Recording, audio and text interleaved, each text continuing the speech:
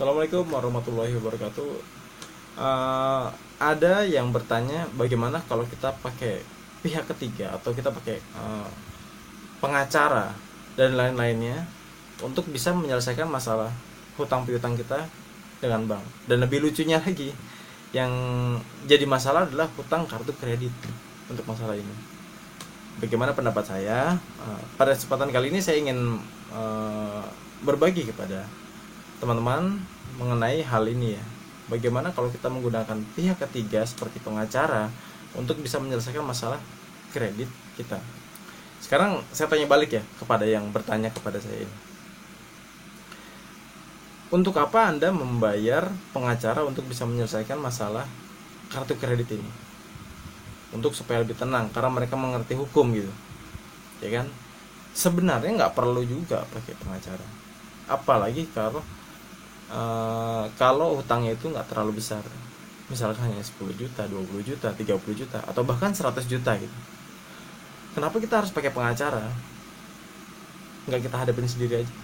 Nanti pihak pihak perbankan juga berpikir, loh, dia untuk bayar ke saya aja nggak mampu, kenapa dia mampu untuk bayar pengacara? Karena apa? Mereka berpikir apa? Pengacara itu butuh bayaran juga.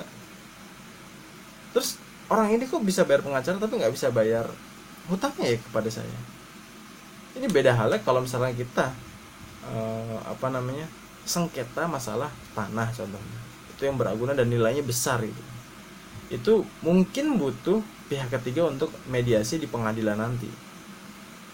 Tapi kalau untuk hal-hal yang kecil, apalagi yang nggak ada jaminannya seperti kartu kredit gitu ya, saya rasa nggak perlu untuk menggunakan pengacara dalam menyelesaikan masalah seperti ini. Karena pada dasarnya seperti kartu kredit ya, kita kalau misalkan belum ada uang untuk membayarnya, sebenarnya nggak perlu juga harus dibayarkan pada saat itu juga. Memang kita bakalan terganggu oleh pihak penagih dari bank. Kita akan ditelepon terus di WhatsApp, dan bahkan orang-orang terdekat kita seperti kontak darurat, seperti misalkan istri kita atau keluarga kita yang terdekat, itu akan ditelepon oleh pihak bank untuk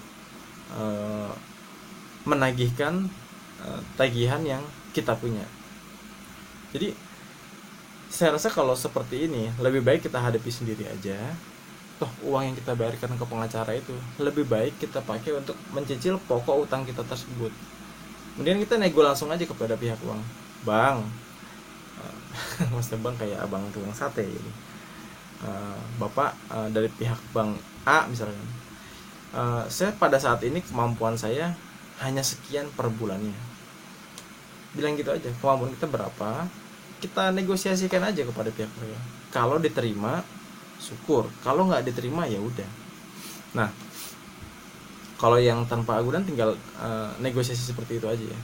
Nah, sambil kita pelan-pelan memperbaiki keuangan kita. Kalau kita udah mampu untuk bayar hutang tersebut, alangkah baiknya kalau kita langsung bayar hutang itu. Tapi kalau kita belum ada, ya minta waktu lagi aja untuk bisa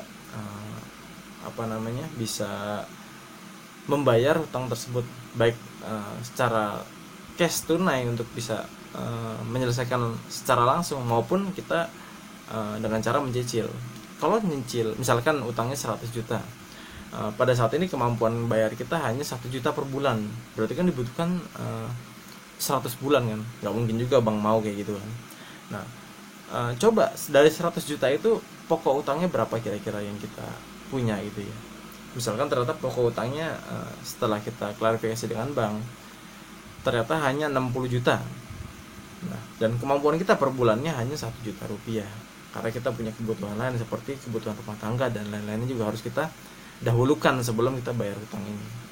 Karena nggak mungkin juga kita bayar hutang tapi kita nggak makan gitu loh. Ntar bagaimana cara kita kerja kalau kita nggak makan? Misalkan kondisi seperti itu ya, kita hitung-hitung ternyata pokok hutang kita hanya 60 juta contohnya. Per bulan kita hanya mampu 1 juta. Sampaikan aja kepada pihak bank, kemampuan saya hanya 1 juta per bulan. Hutang saya kan seperti yang kita tahu hanya 60 juta. Bukan hanya 60 juta, salah juga bahasanya. Hutang saya itu 60 juta. Saya kemampuan bayar per bulan pada saat ini hanya 1 juta rupiah.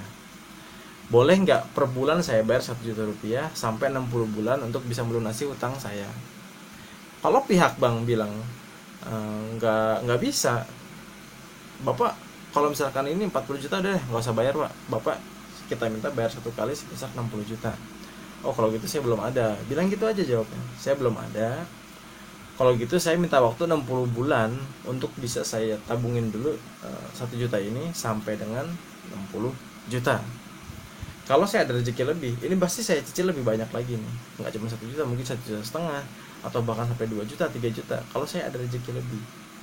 Kenapa saya ngomong gini? Karena saya ngomong apa adanya. Kondisi saya seperti ini, dulu keuangan saya seperti ini, sekarang saya lagi jatuh dan keuangan saya lagi nggak bagus seperti dulu.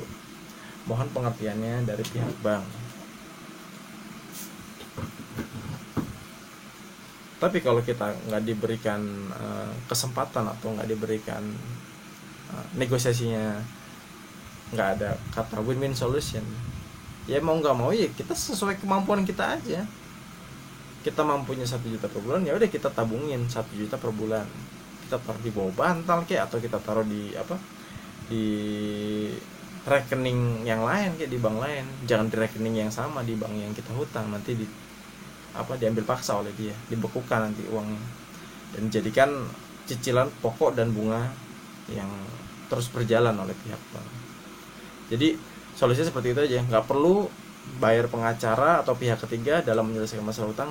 Cukup kita sendiri yang bisa negosiasi kepada pihak bank untuk bisa menyelesaikan masalah ini, dan juga kita bayar dengan sekemampuan kita aja. Tapi jangan karena saya bilang sekemampuan kita terus kita nggak berusaha untuk memperbesar pendapatan kita. Kita tetap punya kemampuan yang lebih yang diberikan oleh Allah Subhanahu wa taala untuk bisa kita kembangkan dan kita gali kesempatan sebaik-banyaknya untuk kita bisa menaikkan level keuangan kita ke depannya. Oke, terima kasih. Semoga video ini bermanfaat. Untuk teman-teman yang belum subscribe channel ini, silahkan subscribe dan juga di share apabila video ini bermanfaat buat kalian di sosial media kalian masing-masing. Dan juga bila ada pertanyaan yang ingin kalian tanyakan, silahkan tanyakan di kolom komentar video ini. Oke, terima kasih. Assalamualaikum warahmatullahi wabarakatuh.